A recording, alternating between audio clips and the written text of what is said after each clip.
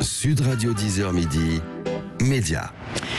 Allez, on est ensemble pour parler de la télévision et du grand spectacle qui vous attend demain soir sur France 2 avec la série Événements en 6 épisodes, les 2 premiers épisodes de Germinal d'après le roman d'Émile Zola.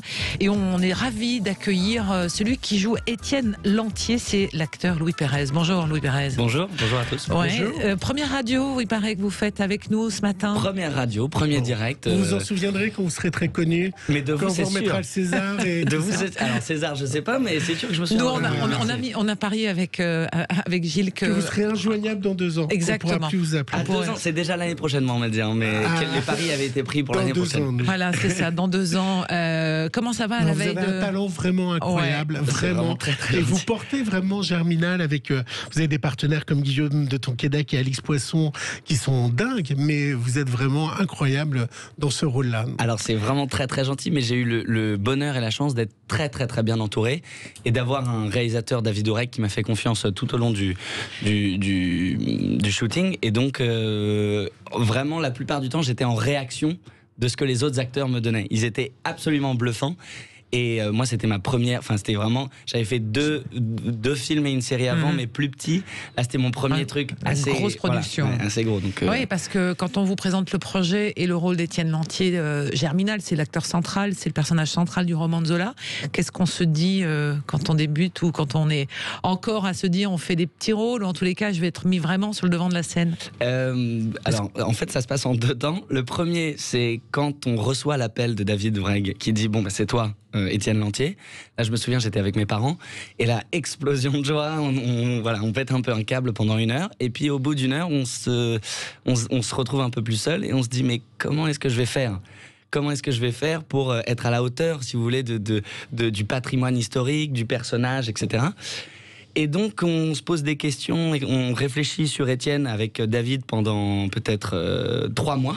Et en fait, on se rend compte que Étienne aussi se pose la question de est-ce que je vais être à la hauteur ? Est-ce que je vais être à la hauteur de la Révolution, des autres qui ont une attente envers moi, etc. Donc, on essaye de rapprocher les doutes qu'on a de celui du personnage et on essaye de composer autour. Enfin, vous l'incarnez magnifiquement et on est porté par c'est effectivement cette fresque historique qui est tellement d'actualité aussi. On va y revenir dans un instant, Ouais, Gilles. Mais vraiment, on est happé par on va dire le côté contemporain de ce qu'est Germinal et de ce que dit Germinal. Parce que ça raconte vraiment, évidemment, la différence entre le peuple et les bourgeois. C'est très bien décrit dans cette version de France 2. Et on voit, évidemment, il y a des choses qui ont une réminiscence avec les Gilets jaunes, avec la lutte contre le patronat. Enfin, en tout cas, la redistribution des richesses. Et vraiment, on le ressent vraiment dans cette version-là. On pourra en parler après. Question du jour. On fait la question du Elle jour. va vous faire plaisir, la question du jour. Hier, Jean-Marc Morandini a lancé une émission qui s'appelait Face à la rue. Face à la rue, c'était Éric Zemmour. Je vous en parlerai également dans mon zapping. Il se baladait dans les rues de Drancy.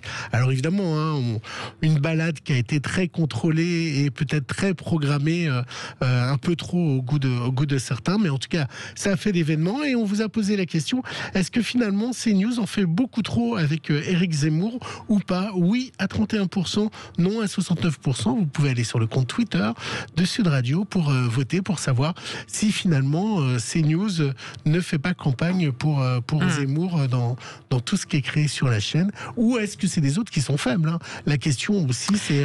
oui, c'est la question qu'on peut se poser. Est-ce qu'en face, il y a effectivement aucune des... réaction, Je crois qu'Anne Hidalgo est programmée aussi dans ce genre d'exercice. C'est ce que j'ai cru comprendre. Mais voilà, qu'est-ce que vous en pensez sur la séquence qui a été diffusée hier matin? Voilà pour la question du jour, Gilles. Petit zapping. Sud Radio 10h midi, Média, l'instant zapping. Pourquoi petit? Grand zapping. Grand zapping, pardonnez-moi. Dans un lieu de deal à Lyon, hier, dans le quartier de la Duchère, les policiers ont été pris pour cible alors qu'ils patrouillaient. Et dès 23h, Pascal Mayos, qui est le préfet d'Auvergne et des Rhône-Alpes, s'exprimait sur les chaînes info. Qu'est-ce qui s'est passé ce soir? Alors les événements qui se sont déroulés ce soir à la Duchère sont graves, puisque un ou plusieurs individus, l'enquête le déterminera, ont tiré délibérément sur des policiers nationaux. Fort heureusement, aucun n'est blessé, mais c'est un acte extrêmement grave. Les actions que nous menons pour pilonner les lieux de deal, et incontestablement, il y a des réactions, et des réactions graves. C'est notre question du jour sur le compte Twitter de Sud Radio. Comment y échapper? Hier, notre pro du fusil, Éric Zemmour, a fait feu de tout bois dans la nouvelle émission de Jean-Marc Morandini, donc sur CNews, Face à la rue. Et avec cette séquence qui fait donc beaucoup parler, une femme voilée qui a été dévoilée au moment de cette séquence. Elle a fait le tour des médias, évidemment. C'est le texte qui vous commande. Libre. Non, madame, vous n'êtes pas libre. Non, ça n'existe pas en islam. J'inculque et ce que j'éduque à mes enfants, c'est la liberté. Nous sommes en France. Liberté, égalité, fraternité, monsieur Zemmour. Respectez uniquement la liberté. Respectez la femme que je suis. Non pas le foulard que je porte. Juste la femme. Alors enlevez-le si le foulard n'a pas d'importance. Mais enlevez votre cravate à ce moment-là. Mais je l'enlève quand vous voulez. Mais moi aussi, je Mais la cravate n'est pas un air. La cravate, madame, la cravate. Enlevez votre cravate, j'enlève mon titre. Alors, allons-y. Très bien. Et je signale que la cravate n'est pas un élément religieux. Et que donc elle ne signale rien de la religion. Le foulard non plus. Allez-y, madame. Le foulard, c'est la foi, c'est ce qu'on porte en nous. Non, c'est l'injonction religieuse. Ce n'est pas la foi. Est-ce que vous enlevez votre foulard, j'attends toujours que vous enleviez mon foulard. Allez-y, je vous en prie. Et vous allez me respecter pour autant? Mais bien sûr. Oui, alors je voudrais savoir si Éric Zemmour aurait fait la même chose devant Latifa Ibn Zienten, qui est la mère du premier militaire français qui a été tué par Mohamed Merah il y a 10 ans. Moi, je pense qu'il aurait fait la même chose. Mais après, toutes les réactions et tout ce qui se passe autour de ça prouvent indirectement que le voile pose un souci, parce que sinon, s'il n'y avait pas de souci religieux ou lié à la religion, il n'y aurait pas autant de réactions, Christine. Oui, je sais pas. Allez, on change, on Vous enchaîne. avez une opinion dessus? Moi non plus, je vote en touche, je sais pas. Je suis très gênée par cette Non, je trouve ça juste je trouve ahurissant ce que Zemmour a fait encore, mais je suis pas là pour parler politique. Voilà, on enchaîne. Beaucoup de réactions et de commentateurs donc sur cette actualité. Sur TPMP, ils sont revenus sur le drame de Dina dont je vous parlais hier, qui a 14 ans s'est pendue dans sa chambre. C'est sa mère qui l'a découvert après avoir été harcelée par les réseaux sociaux et à son école. Et puis depuis, son frère Ryan et sa mère Samia n'en finissent pas de culpabiliser sur sa mort. Ils se sont confiés hier au micro de Cyril Hanouna. Elle me manque. Chaque seconde que Dieu fait, ma sœur me manque. Ils me l'ont enlevée. On s'appelait tous les soirs. Elle me montrait comment elle allait s'habiller le lendemain pour aller en cours. Quand ça allait pas, ma mère elle me demandait de l'appeler, je l'appelais, elle se confiait à moi. J'essayais de rentrer le maximum les week-ends et les vacances. Je passais tout mon temps avec elle, je faisais de la musique avec elle, on écrivait des chansons, on chantait. Et maintenant, elle est plus là. Ma vie, elle a plus de sens. J'ai dû l'appeler pour lui dire que sa sœur était décédée. Je l'ai fait en 4 fois, alors qu'elle était déjà morte. J'ai pas osé lui annoncer la nouvelle comme ça. J'avais tellement peur de lui annoncer la nouvelle parce qu'il était fusionnel avec sa sœur. Je suis désolée, Ryan. Non, mais pourquoi tu t'excuses au moins? Parce que je l'ai pas protégée, je l'ai pas assez protégée. Je suis désolée, non, Ryan. Arrête. Je suis désolée. Non, t'excuses pas. T'excuses pas. J'avais que ça à faire, ma vie, j'avais que ça à faire. Oui, alors on en parlait hier justement, on montre tout. C'est exactement. Et à la radio, ça vous choque encore plus, j'ai l'impression. C'est la première fois que j'entends vraiment Là, c'est à la télé que c'est passé. Oui. Je sais pas, on a l'impression un peu d'exhibitionnisme, d'aller chercher vraiment la peine des gens. Et ça, à la radio, ça choque encore plus, quoi. Ça prend encore plus. C'est ce que montre la télévision, effectivement. Et on parlait de ça hier matin sur l'affaire de Dina, sur les réseaux sociaux, cette haine en ligne. Vous la voyez comment? Vous la vivez comment? On en parlait avec la gagnante de The Voice hier matin, qui disait qu'elle essayait elle postait des choses et puis après elle regardait plus pour se protéger finalement. Alors moi, c'est ce qu'on parlait hors micro tout à l'heure, mais je suis très très déconnecté. Je mets des choses sur Instagram, mais un peu pour alimenter un compte qui me fait marrer, mais je suis pas du tout dans les réseaux à fond. Et pour l'instant, j'ai pas eu vraiment contre moi de haine sur les réseaux. Et je pense que, à l'image de la gagnante de The Voice, plus on est déconnecté, moins ça nous touche. Et je suis la génération juste après, en fait, juste avant qu'il y ait le boom des réseaux sociaux, que ça arrive déjà dans les lycées. Moi, j'ai eu mon premier portable, j'étais en seconde, je crois, ou première. Vous êtes un vieux, en fait. Je suis un vieux. Je suis juste un vieux. Non, mais voilà, j'ai été un peu... peu protégé, en fait. Ouais, c'est ça, en fait. On entend que la protection vient par le fait d'avoir un portable assez tard. Ouais. Et là, j'ai une fille qui est comme ma petite sœur, qui a eu son premier portable à 12 ans. Et un jour, elle fait des échanges déjeuner à la maison. Et elle était avec ses copains et copines.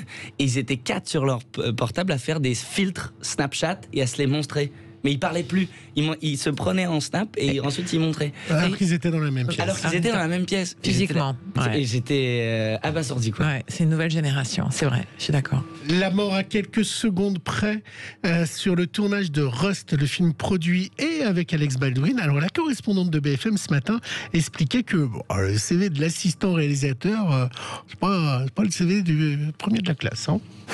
Il s'agit de l'assistant réalisateur Dave Rawls, une personnalité controversée. C'est lui qui avait tendu l'arme à Alec Baldwin juste avant le drame en disant qu'elle n'était pas chargée. Eh bien, on a appris qu'il avait été licencié en 2019 lors d'un tournage précédent après un incident avec une arme à feu qui n'avait pas été bien contrôlée et une personne avait été légèrement blessée. Selon un site spécialisé, on a appris que la même arme que celle qui a tué Alina Hutchins, la directrice de la photo, avait été utilisée quelques heures à peine avant le drame par des membres de l'équipe pour passer le temps à tirer avec de vraies munitions sur des canettes de bière.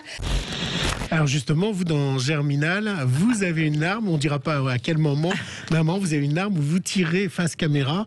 Comment ça se passe sur un tournage français? Comment ça s'est passé sur Germinal? En fait, c'est ça ce qui est fou, c'est que on a l'impression qu'aux États-Unis, c'est encore plus contrôlé parce que c'est beaucoup plus gros, etc., etc. Donc il y a des gens à chaque échelle.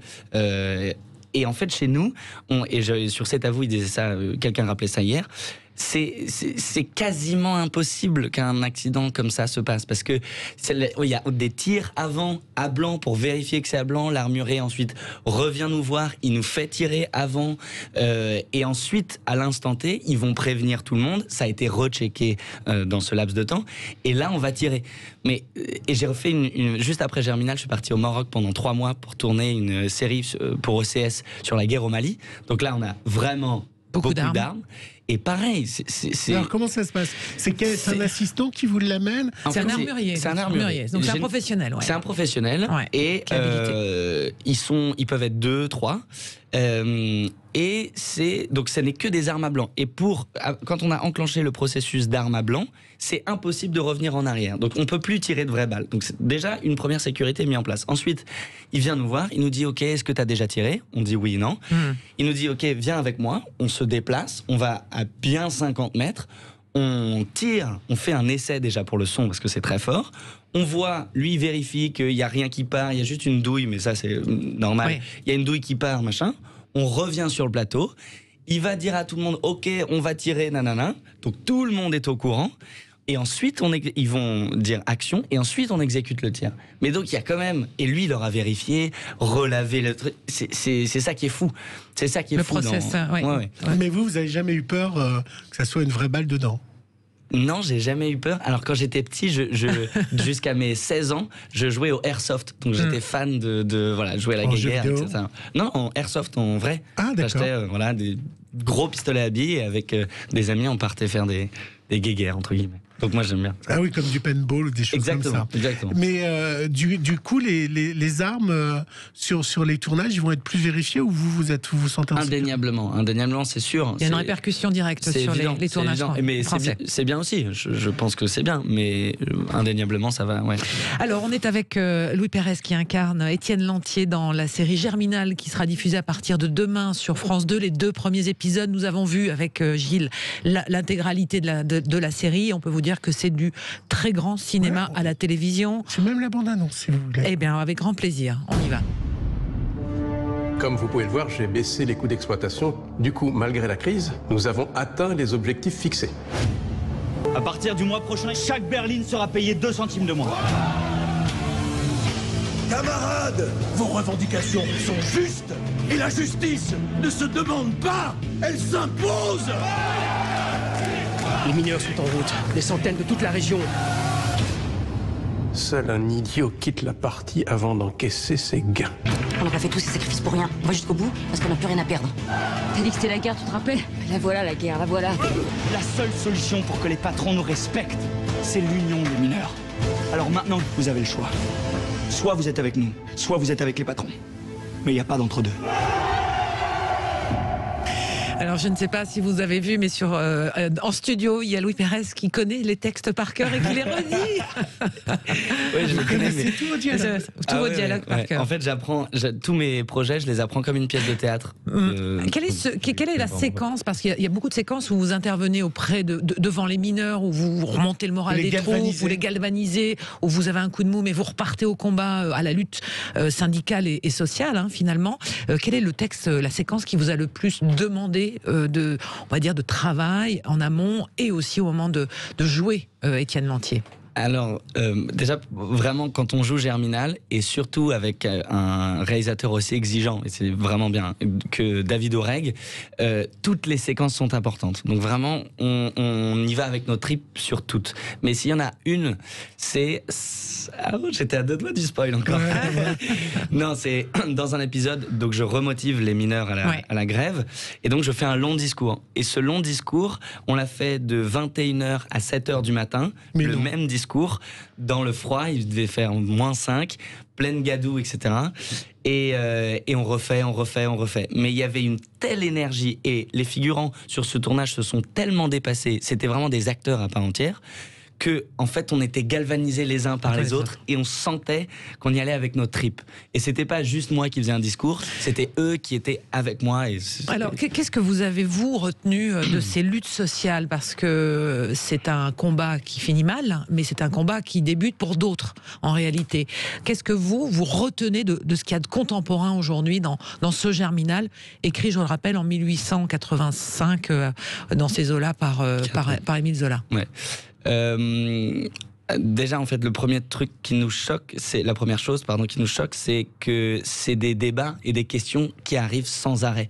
Et donc, c'est important que Germinal soit refait maintenant, mais comme une piqûre de rappel. Mais je pense que dans 100 ans, ce sera encore contemporain. Et les gens pourront encore se retrouver à la radio en disant « Voyez comme c'est actuel, etc. » Donc ça, c'est peut-être un peu triste, parce que ça veut dire qu'on ne trouve pas les réponses, finalement, du passé. Il faut des pauvres pour avoir des riches, et des riches pour avoir des pauvres. Mais on pourrait essayer de construire sur ce qu'on a fait de mal avant. Mais voilà, on se rend compte que... Et c'est pas qu'en France. Il faudrait que l'homme soit bien.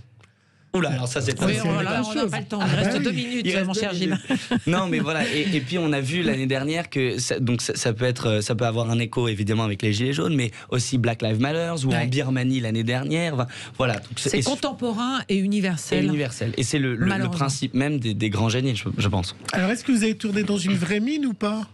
On a tourné dans une veine qui a été totalement reconstituée, mais c'est à Arambert. Donc c'est sur un site minier, et on a pu découvrir ce que c'était vraiment dites-moi, pardon. Non, mais je voulais revenir aussi sur le fait que vous avez présenté la série aux habitants du Nord. Tout à fait. Avec, on va dire, des descentes. Enfin, il y avait effectivement les familles des mineurs, il y avait des anciens mineurs aussi. Et il y avait des anciens mineurs. Ils l'ont pris comment? Ils l'ont vécu comment? Alors moi j'étais pas là ce jour-là parce que je tournais, mais beaucoup de ces gens-là je les connaissais parce qu'on avait travaillé ensemble, et je sais que j'ai même reçu des textos, etc., de gens qui sont sortis les larmes aux yeux. Et le plus beau compliment qu'on ait pu nous faire, c'est un ancien mineur qui s'appelle Aimable Patin, qui a dit « Là j'ai bouffé du mineur pendant 2 heures, parce qu'il y avait les 2 premiers épisodes, j'ai bouffé du mineur ». Et ça, alors qu'on est acteur, etc., et qu'on est loin de ce que c'est être un mineur, on est loin de se l'imaginer, ça fait vraiment plaisir quand un vrai mineur vous le dit. Alors c'est vraiment ce que propose France 2, vraiment une saga sur 3 mercredis consécutifs, avec 2400 figurants, 20 rôles principaux, 10 décors sur 3 vrais sites miniers. Ils ont acheté 22 tonnes de charbon en Pologne pour avoir du vrai charbon à l'image. Ils ont transformé un fort militaire. Enfin, c'est vraiment quelque chose... C'est une série qui coûte très cher, mais on voit effectivement l'investissement derrière tout ça. Qu'est-ce qui va se passer pour vous maintenant? C'est quoi vos projets, Louis? Écoutez, j'ai tourné donc la série pour OCS qui va sortir en mars, et ensuite j'ai tourné un film, donc ça c'était de Jean-Philippe Amar, et ensuite un film qui s'appelle Tropique, qui va sortir prochainement, qui va sortir prochainement dans l'année, de Édouard Salier. D'accord. Et vous pouvez nous faire un extrait de discours que vous faites dans Germinal ? Ah non. En tout cas, c'est une série qu'il ne faut absolument pas manquer. Moi, j'ai des ados à la maison. C'est important de leur montrer aussi, parce que c'est comme ça aussi qu'on aime la littérature et les grands romans qui ont bercé. Et Louis Pérez qui nous racontait aussi hors antenne qu'il a une autre passion, c'est la musique. Mais la DJ, donc peut-être qu'on va vous croiser cet été sur des mix, des plages. J'espère bien. Il y a probablement un de mes meilleurs amis qui s'appelle Mowgli, qui lui est sûr, il mixe en Belgique et machin. J'aimerais bien l'accompagner, mais il est déjà bien plus haut. En tout cas, vous êtes formidable dans cette série. Vraiment, vous êtes un grand acteur, je peux vous le dire. Et on a vraiment été très honorés de vous avoir ce matin avec nous sur Sud Radio. Donc, ne manquez pas Germinal.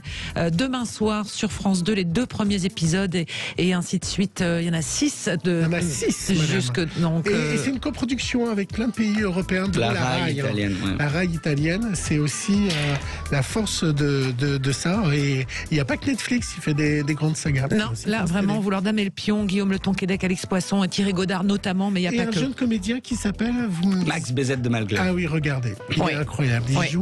Il joue un des enfants. Il y a beaucoup d'enfants dans la série, donc c'est vrai que c'est touchant. Il a un petit côté Gavroche qui est assez incroyable. Merci Louis Pérez, merci beaucoup et bonne chance pour la suite. C'est tout ce qu'on peut vous souhaiter de mal. Et je rappelle aussi que ceux qui ne luttent pas sont sûrs de gagner. Enfin, ceux qui luttent ne sont pas sûrs de gagner et ceux qui ne luttent pas ont déjà perdu. Voilà, madame. Vous savez que c'est le changement d'heure samedi ?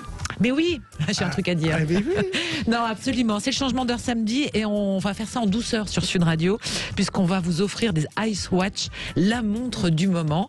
C'est la Ice Solar Power, qui puise uniquement son énergie dans la lumière naturelle et artificielle, dites donc.